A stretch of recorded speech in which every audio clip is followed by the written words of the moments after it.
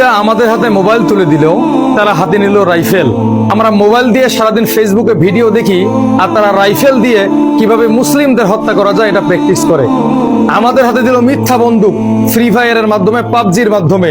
আমরা এটা দিয়ে কার্টুনকে গুলি করি, আর তারা একই অস্ত্র দিয়ে প্রশিক্ষণ করে গাজায় মুসলমানদেরকে হত্যা করে, সিরিয়ায় মুসলমানদেরকে হত্যা করে, আলবেনিয়ায় মুসলমানদের হত্যা করে।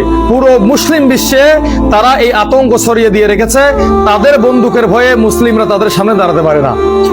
যেখানে যুবকেরা পর্নোগ্রাফি নিয়ে ব্যস্ত, রাত ভরে পর্নোগ্রাফি দেখতেছে, সেখানে রাত ভর প্রচেষ্টা করে ইহুদি খ্রিস্টানেরা ব্যালিস্টিক মিসাইল তৈরি করতেছে, কিভাবে মুসলিমদের ঐক্যকে নষ্ট করে দেওয়া যায়, মুসলিম সম্প্রদায়কে ধ্বংস করে দেওয়া যায়, এই চেষ্টা তারা করতেছে।